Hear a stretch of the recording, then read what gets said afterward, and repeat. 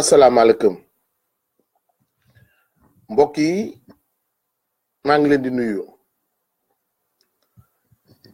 ñëw incha allah fas yéene indi sama xalaat bu gàtt ci xew-xew bi nga xam ne moo am tey umpalewu leen mbir ni le régime de Macky Sall par le canal de sa justice, vient de condamner le député maire de Dakar, Khalifa Ababacar Sall, à 5 ans de prison ferme. Naam kenn ci ñun du wax ni lii am bett na ko déedéet ñu ci bëri ci ñun on s'y attendait dès le début. Xam nañu ni teg nañu plan boo xam ne plan de liquidation la d'un adversaire politique. Et aujourd'hui fii Sénégal toll après tant de combats menés par le peuple sénégalais ñu war a toog seet benn nit am une volonté toog ci nguur gi forever pour toujours ñu war a toog seetaan dama ni luy jot na ginnaaw dee comme ni koy olof di waxee. Il ne sert à rien d'essayer de jouer aux républicains avec ce régime machiavélique, ce despote de Macky Sall, ça ne marchera pas. Je vais vous donner un exemple. Au Niger, ba fa le président Tandian taxawee def 2 mandats am ne nag dafa mu def un 3e mandat dissoudre conseil constitutionnel bi cour suprême bi dissoudre assemblée nationale peuple bee jug jàkkaarloog moom ba ñu wàcc ko. Abdoulaye Wade avait dit un jour que il ne marcherait jamais sur des cadavres pour avoir au palais. Ne vous y trompez pas. Macky Sall bu naree dox sur des cadavres pour consommer son pouvoir, il le fera. Ñun ñëpp gis nañu ni c'est un maniaque, c'est un obsédé de par ce pouvoir-là. Il ne reculera devant rien. Il ne reculera devant rien du tout pour conserver son pouvoir. Alors ñun nag bu ñu fi toogee naan dañuy jaay républicain ñii naan dañuy dem déposer xawma lan au niveau cour de cassation yooyu yëpp il a verrouillé le système judiciaire. Il sait que dans notre système judiciaire il y a des magistrats véreux. Il y en a. Et mon ami Barthélémy Diaz l'a dit aujourd'hui, je suis d'accord. Nous avons des intellectuels qui se sont prostitués. Nous avons des politiques qui se sont prostitués. Nous avons, à l'image de Ousmane Tanor Dieng ak ñoo ñëpp di jàppale Benno Bokk Yaakaar, mais dans la magistrature aussi, la prostitution est flagrante. Elle est flagrante dans la magistrature. Notre pays est malade. Bu ñu fi nekkee nag ñu ñuy wax ay PUDC ay PUMA, rien ne sert de construire des gratte-ciel, rien ne sert de construire des routes wala des ponts wala ak lu mu ci doon sans pour autant que le soubassement nekk soubassement bu dëgër. Dama ni l'heure est grave aujourd'hui au Sénégal. L'heure est grave au Sénégal te nag mbéjum kanam moo koy fajal boppam. Certes, nous avons trop laissé faire. Dès le début ba mu jëlee maanaam régime bi sur le commencé à attaquer pour disloquer l'opposition. Il avait déjà en tête une idée de comment faire pour remplir. Il n'avait pas encore commencé son premier mandat et il pensait déjà à son 2e mandat. Fii la taxaw mais il va réduire l'opposition à sa plus simple expression. Dellu si waat ba ñuy waajal référendum bi mu toog ci ndaje moo xam ne ndaje Benno Bokk Yaakaar la xam nga lu mu wax mi ne l'opposition va subir du moins la minorité va subir la loi de la majorité en démocratie personne ne doit subir rien du tout du doxee noonu wante boobu aujourd'hui ñu nit nous sommes victimes mais aussi nous sommes coupables et responsables de la situation bi nga xam ne moom la ñuy dund tey parce que ba mu koy door di dal ci waa PDS yi di démanteler le PDS ñu ci mënul xëcc ñi mu tëj leen on a laissé faire tey dal na ci ñun ñi ànd ak Khalifa parce que ci booba ñun aussi dañu waxoon ni laissons la justice faire son travail tey jii bu ñu doon génn ci mbedd mi waa PDS du ñu ci fu topp dañ ñaan pourquoi ba ñuy tëj Khalifa seen candidat jàppale wuñu leen kon ñu ni tey jii ñu rek ñooy jooy suñu naqar ñun nag ñu toog di jooy suñu naqar ñeneen ñi di seetaan le reste de l'opposition seen tour mi ngi ñëw seen tour mi ngi ñëw dama koy wax sama benn xarit que Sénégal est-ce que xam nga ni Macky Sall sera le seul candidat en lice mu naa man noonu la Sénégal a dépassé foofu et aussi c'est là où le bas blesse aujourd'hui au Sénégal soo waxee rek ñu ne le Sénégal dépassé na foofu le Sénégal dépassé na foofu parce que kii dafa feebar il est malade c'est un maniaque nee naa leen Abdoulaye Wade avait dit que ni moom du dox ci ay canaux pour entrer au palais mais je vous dis à l'image du président de la Guinée qui est en train de tuer les Guinéens pour conserver son pouvoir, Macky tuera des Sénégalais et en tuera beaucoup pour conserver ce pouvoir-là. Il n'hésitera pas. Il n'hésitera point. Il n'hésitera point. Il s'en fout carrément de ce que pense la communauté internationale. Il s'en fout carrément de ce que seront les conséquences. L'essentiel pour lui est de conserver le pouvoir yoral ko boppam et sa famille dafa fa gis fu mu doxee dafa xool Burundi xool Pierre Nkurunziza nu muy def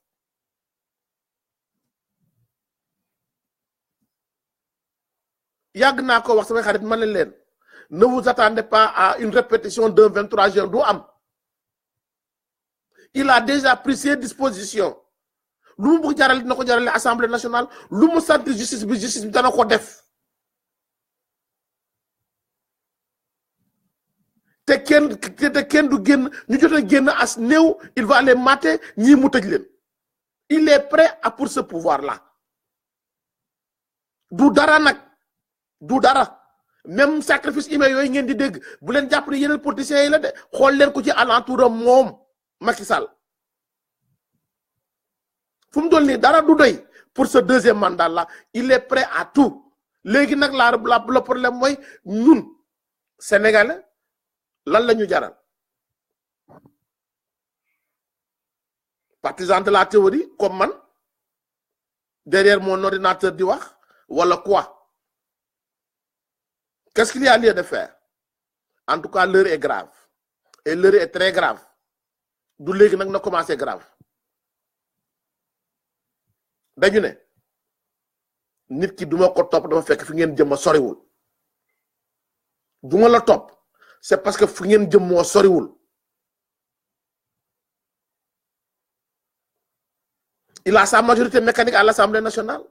il fera passer li nga xam ne moom mooy son parrainage il va éliminer tous les autres candidats parce que même bu dee indi 200 000 signatures tamit le conseil constitutionnel la c'est-à-dire que tout le système judiciaire il a pris des magistrats et des juges véreux dénk leen foo xamee ni kenn du ci mun dara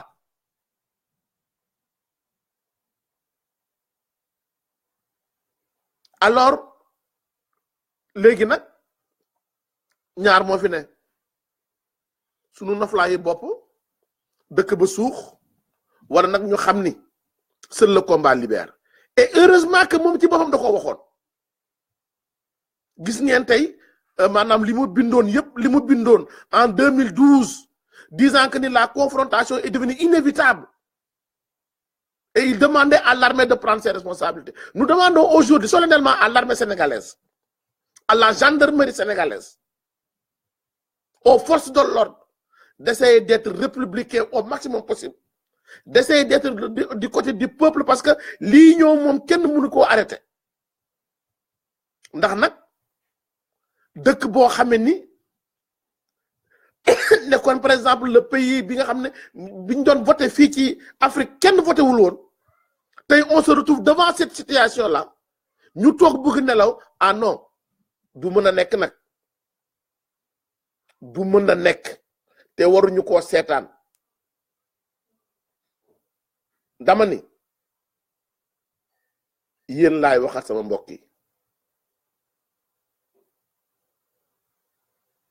oui je suis amer très amer pourquoi sama amertume toll fii c'est parce que j'ai averti pendant des années maa ngi doon jéem a avertir ñi ma doon déglu à travers seneweb.com ñi ma doon déglu à travers des émissions j'avais averti pendant des années et ça faisait rire les gens depuis ba mu tegee Amine ça a créé la ne attention il est en train de poser des jalons yoo xam ni il va utiliser cette justice là cette CREI pour lan pour démanteler le PDS dans une démocratie on a besoin d'opposition loolu moo tax tey sama amertume toll fii parce que j'avais averti malheureusement ñi ñu àndaloon ci combat bi avant 2012 yëpp naan non mi ngi soog a toog nañu ko bàyyi lii muy def ñee aussi il le mérite personne ne mérite une injustice waa PDS yëpp pratiquement tëj na leen ñoom Aminata Ngiro la tudd je crois ñoom Toussaint Manga Omar Sarr Bara Gueye Maître Sall tout le PDS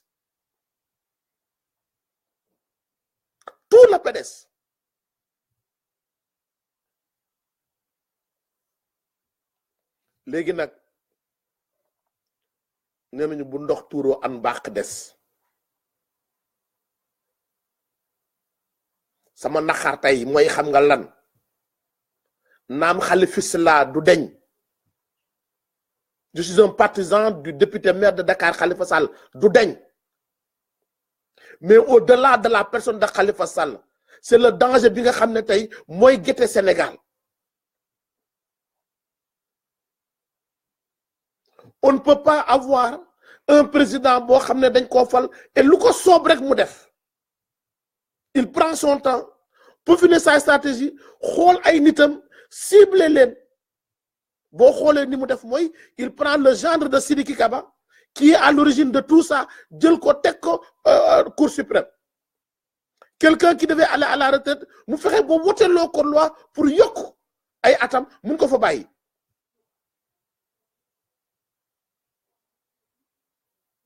conseil constitutionnel kan la fa teg koo xam ne tamit demoon na à la retraite pratiquement mu delloo si waat ko jox ko ay avantage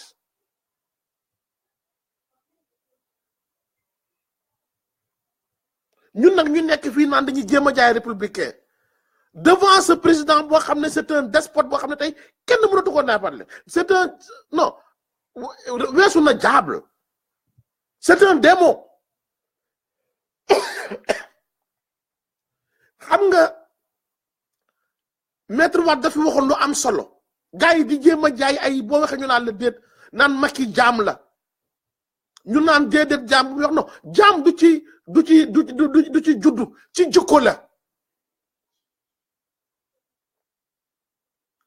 boo waxee nag Sénégal ñu naan dañuy c'est une institution mais une institution boo xam ne ça elle ne représente pas nos valeurs elle ne représente pas nos valeurs fan ngeen ngi musee gisee pour nee nañu 5 millions d'amende ñu tëj la 5 ans c'est juste pour que nga perdre tes droits civiques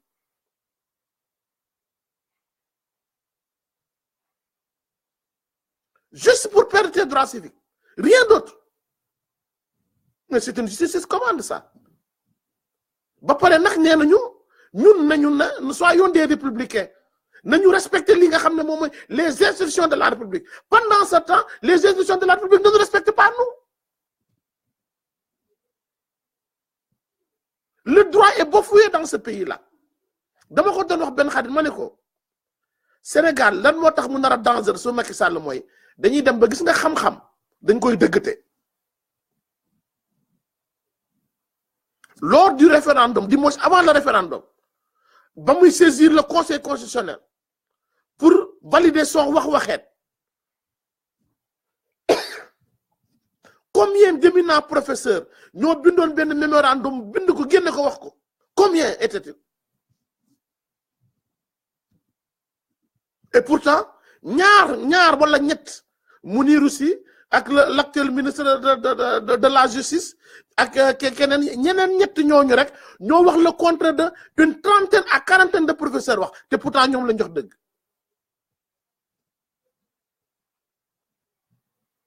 mani je suis amer, hein? Très amer.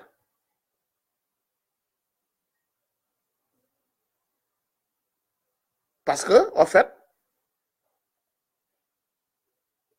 notre pays court un très grand danger. Notre pays court un très grand danger. Nous avons en face de nous un monstre bi nga xam ne lu koy dundal mooy le sang des Sénégalais. Il en veut et mi ngi koy xaar dama ni le 19 novembre xawma la premier tour élection présidentielle yi ne soyez pas surpris que seul Macky soit en lice.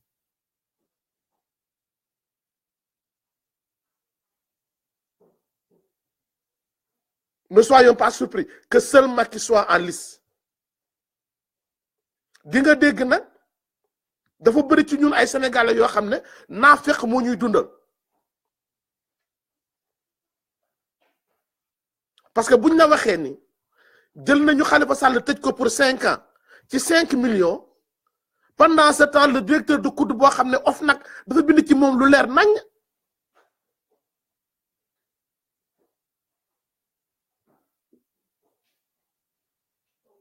jël koo xam ne Siré Dia directeur des postes li ñu bind ci moom dafa leer nañ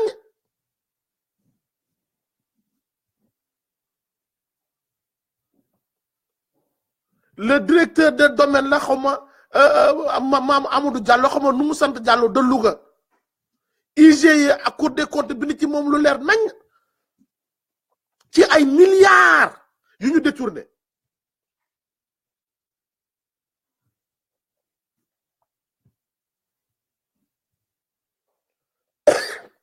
l'heure est grave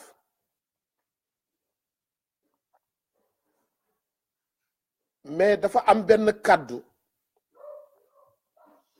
bu benn kilifa bu mag yëkkati woon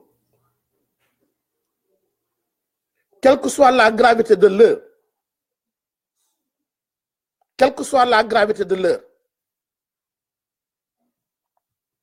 dañoo war a def face mais waruñoo daw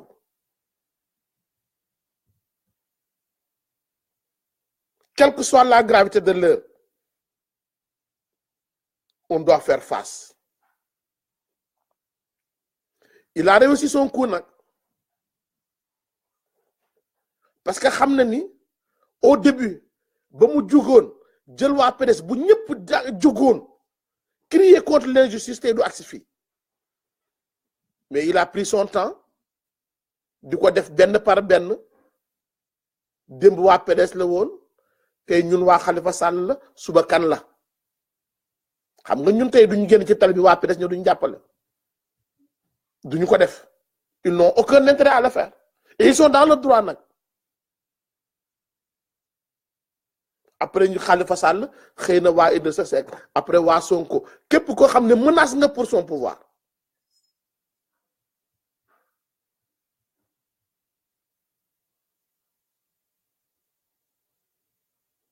léegi nag il faut que nous passions à l'action jàmmaarloog moom rek moo ci des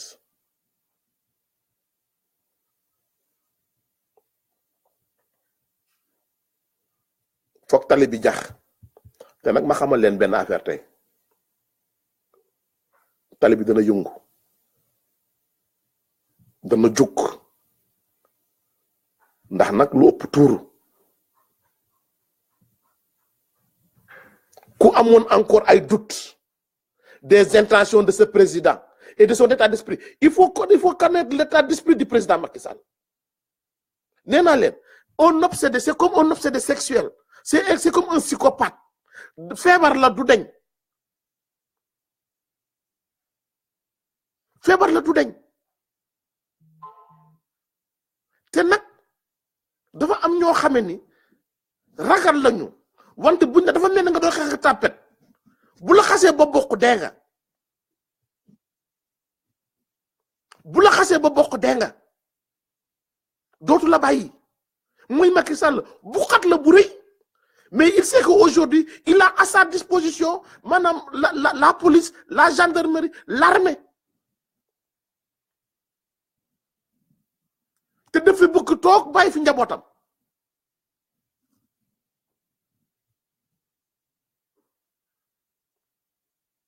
bu fekkee ni am ngeen encore ay doute de l'état d'esprit de notre président sachez que ni qu'il est malade c'est un obsédé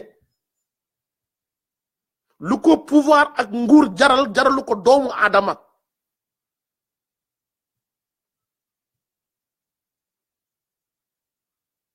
jaralu ko doomu aadama ki nekkoon le directeur des transports routiers OFNAC da koo épinglé ñu traduire ko en justice teg ci moom loxo le temps que ñu koy c'est des millions et des millions de francs CFA des centaines de millions ñu génne ko jox ko liberté provisoire nommé ko PCA beneen structure de l'État du Sénégal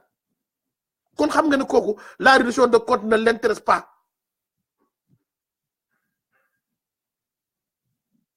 la reddition des comptes ne l'intéresse pas Kanté bu port ce qu'il est bu nekkoon port ce qu'il est en train de faire dans ce pays là mais nit mënu ko imaginer son petit frère Aliou Sall li muy def nit mënu ko imaginer kon bu fi ay yeneen Sénégalais nekkee naan ay la reddition des comptes dama ne ñii ay naafeq lañu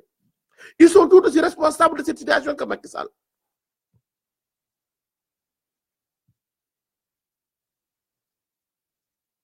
sachons une chose dama ni nous avons un président qui est malade il est démoniaque bu ñu xalaat mukk ni il va jouer le jeu démocratique déedéet il s'inspire de Pierre Nkurunziza du Burundi qui s'est installé par la force qui s'est maintenu par la force en tuant beaucoup de Burundais. Macky Sall ne va pas hésiter à sortir les canons de l'armée à tirer sur les Sénégalais pour son pouvoir ku ko xamul it yaa ngi commencé am les preuves nank ndax nag dañoo war a xaar ba àgg ci loolu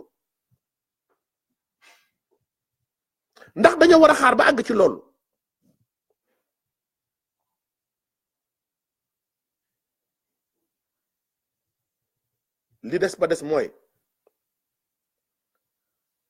boo ne nit ki duma la topp c'est parce que fu ngeen jëm a soriwul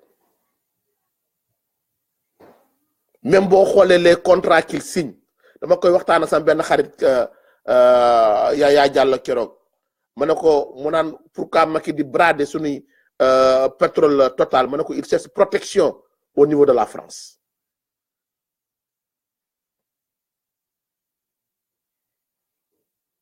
parce que ñooñu am na fu muy toll dañuy choisir leur camp c'est ce qu'ils ont fait en Côte d'Ivoire ce qu'ils ont fait partout alors pour les amadouer pour bu tolloo fenn foo xam ne insurrection day am dëkk bi dana tàkk dana jax ñooñu jàppale ko ils ne mettront pas la pression sur lui te bu ñaangee ba ñàng aussi seen armem jàppale ko loolu rek la du leneen moo tax mu leen di jox ay bloc pétrole pour ay 1 milliard ak 2 milliards du ñàkk fayda pendant que ñeneen ñu ngi koy signé ay 200 wala 300 milliards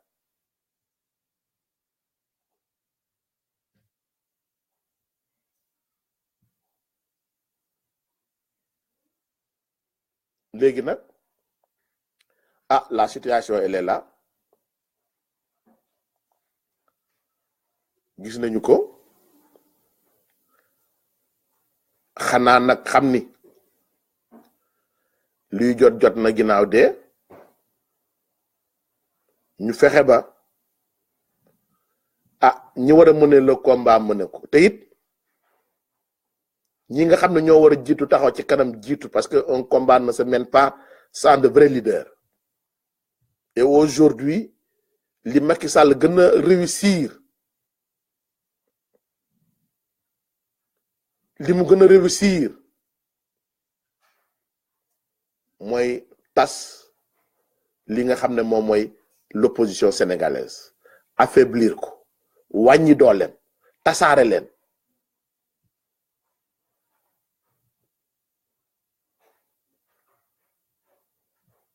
dama ni des na tey pour que le peuple sénégalais récupère li mu moom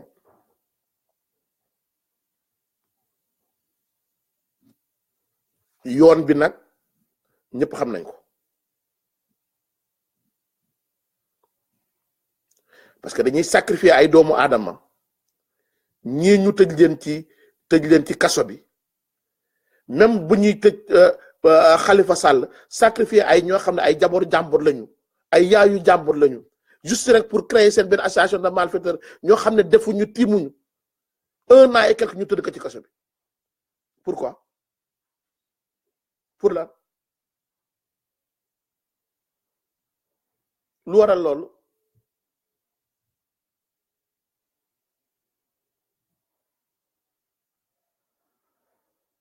nañu xam benn mbir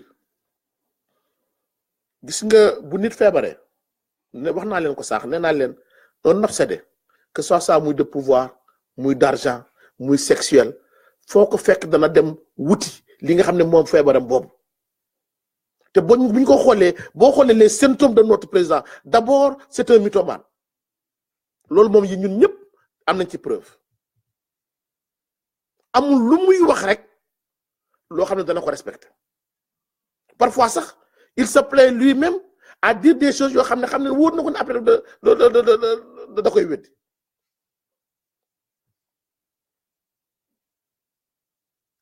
gërëm gis ngeen ko la vidéo bu jógee Burundi ba ñu ko laajee boo doon mën a amoon tey 20 ans en arrière doon créer application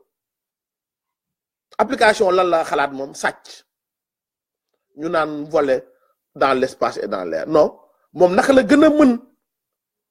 ci lii mu nekk mu gën koo dëgëral sàcc ba kenn du leen jàpp ba kenn du am benn trace moom la ñuy joon mujj rafetal naan dans le temps et dans l'espace c'est un voleur patenté loolu moom ñëpp xam nañu ko quelqu'un qui s'est retrouvé avec 8 milliards de francs CFA ci 12 ans yoo xam ne tu es passé directeur de Petrosen à premier ministre tu peux récolter 8 milliards de francs CFA amuloo société amul nekk actionnaire ci benn usine benn société da am na foo ko jëlee donc quand on est mythomane et on est voleur mais nguur da lay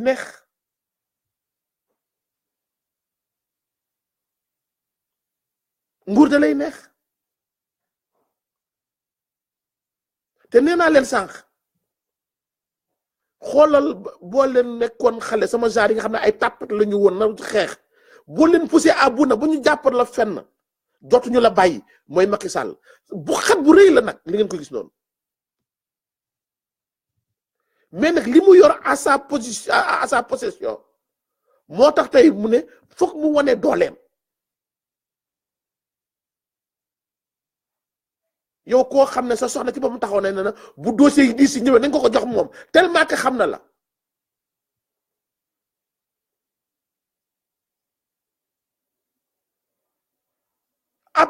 waxuma la appel à l'insurrection de Khadija Mbaye suñu mënoon dugg tey seen ministère de l'intérieur boobu ngeen ne génn la fa yow ak sa ministre Aly Ngouille Ndiaye mënatoo leen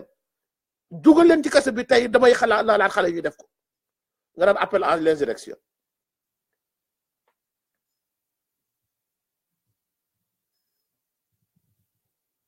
du appel à l'insurrection de jël nañu moom la nous savons que ni votre président est malade et il va déstabiliser ce pays-là il faut que ñu jug nag avant mu ba muy jot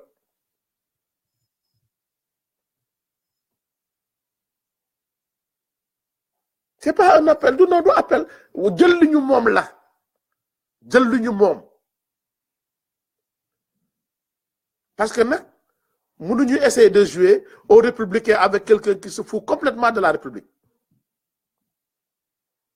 complètement de la République loolu moom dafa war a jeex te incha allah dana jeex nag dana jeex de fàttaliku leen ni juge bi tëjoon le président guinéen actuel juge bi ko tëjoon moo mujj bi kii di prêter serment moo fa taxawul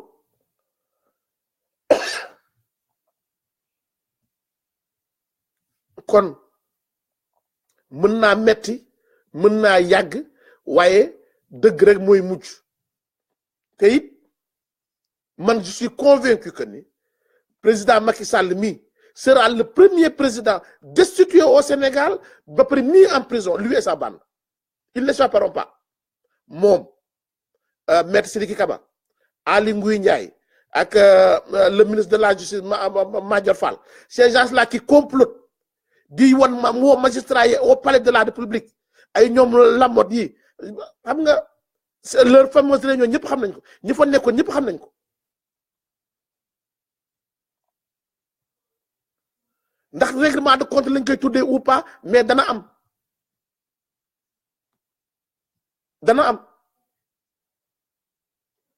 ndax nag on ne peut vraiment pas laisser une bande de mafia une bande de malades mentaux ñëw vraiment jël suñu réew mi bëgg ko nag def noo xam ne naka suñu noonu la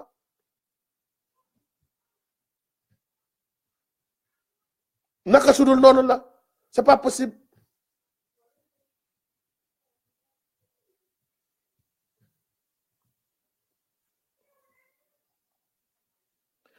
le pouvoir doit revenir au peuple et le peuple dafa war a foqati li mu moom dafa war a jël li mu moom Macky ne va pas vers des élections pour les gagner déedéet il va des élections pour y être seul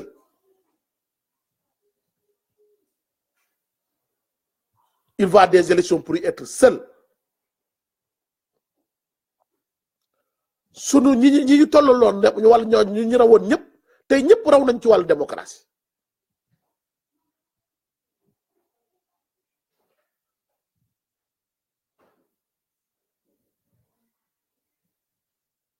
mais nag nañu jàpp ni lii jot na il faut faire face avec beaucoup de courage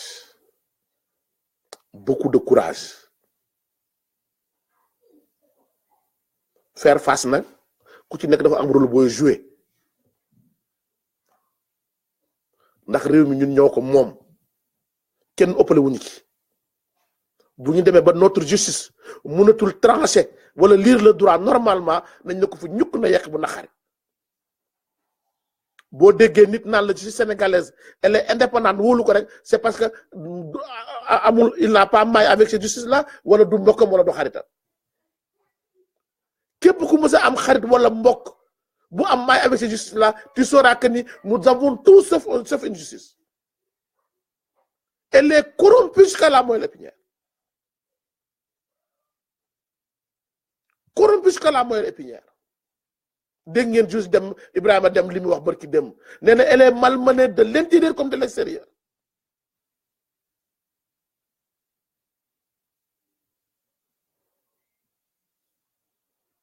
elle est malmenée de l'intérieur comme de l'extérieur c'est un magistrat bu ko wax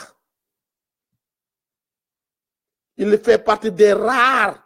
à garder leur dignité l'un des rares à garder leur dignité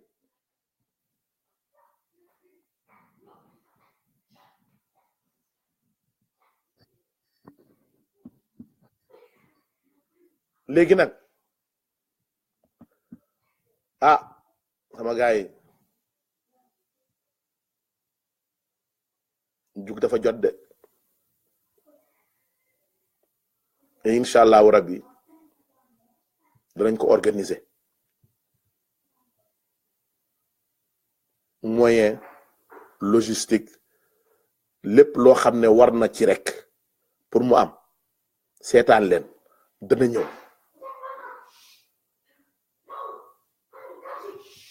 faire face dafa jot ku nekk nag fa nga nekk ci loolu ngay yëngatu ba mbir mi sotti mais il faut que nous récupérons ce pays-là des mains de ces voyous il le faut récupérer ce pays des mains de ces voyous il le faut maa ngi leen di jox rendez-vous suba incha allah pour seen émission Horizon 2019 dinañ dellu si waat bu baax encore ci verdict bi ak yeneen yoo xam ne mi ngi xew ci réew ma danañ ko waxtaanee et ensemble on trouvera une solution mais nag li ma leen di bëgg ñaan leen ko mooy nañu xool intérêt wu réew mi suñuy doom suñuy sëtaat ñun fu mu toll ñooñu la ñu war a xeexal buñ leen bàyyil un pays de chaotique déedéet bu ñu nangu ma jox leen rendez-vous incha allah suba ci kàttanu borom bi waaw ankay benn foog ma dem ndax xol benn naqari dama yeewu rek attaqué affaire bi benn dama yeewu rek attaqué affaire bi ndax am naqar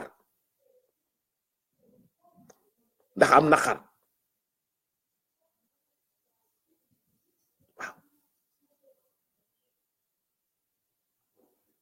ndax am naqar léegi nag il nous faut être fort mais il nous faut être solidaire il nous faut être très fort mais il nous faut être solidaire il faut que l'opposition se retrouve dans une entité forte. Et comme l'a dit l'honorable député Mamadou Diop Decroix, que mu génne armée, que mu génne gendarmerie, que mu génne police, nous devons faire face. Et Inch'Allah Rabbi, nous allons faire face.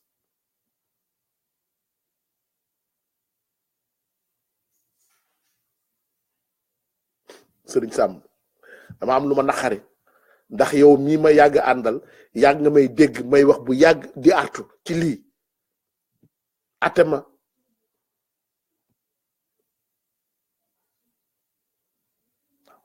Eva gisee nuyu naa la sëriñ waxal rek ndax yàggoo dégg may artu ci lii keroog ba Ablaye Wade waroon na ñëw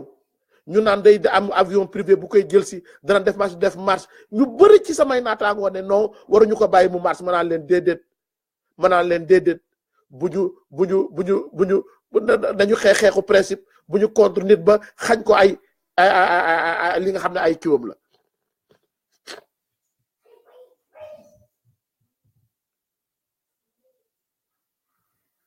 déedéet soya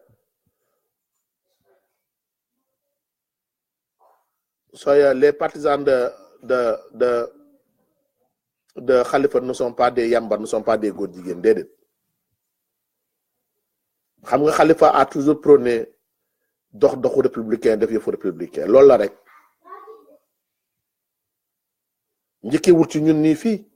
bu fàtte ne aussi Karim Wade fii lañ ko jaarale on l'a emprisonné pour 4 ans boobu it le PDS était seul dans le combat bu ñu génnoon nit duñ ci am gain de cause li leen waxoon tey moo ñu xuri tey li leen waxoon keroog moo ñu xuri tey dafa war a nekk le combat du peuple sénégalais parce que dafay nii muy def noonu lay def comme du temps des juifs comme ni ko waa ji waxee woon ku nekk ñu ñëw jël la mu naan sama yoon nekku ci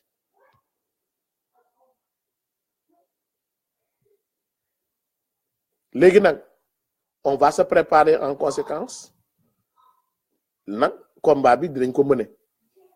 incha allah ci kàttanu borom bi dinañu ko mëne ce pays là on va pas le laisser sombrer kon ci kàttanu borom bi incha allah bu subaa 18 heures heure de Dakar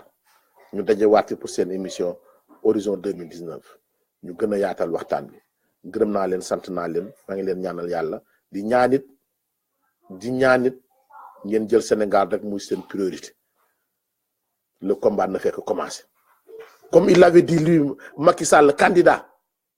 que ni la confrontation est inévitable aujourd'hui nag plus que jamais elle est inévitable elle aura bel et bien lieu incha allahu rabbi jërë ngeen jëf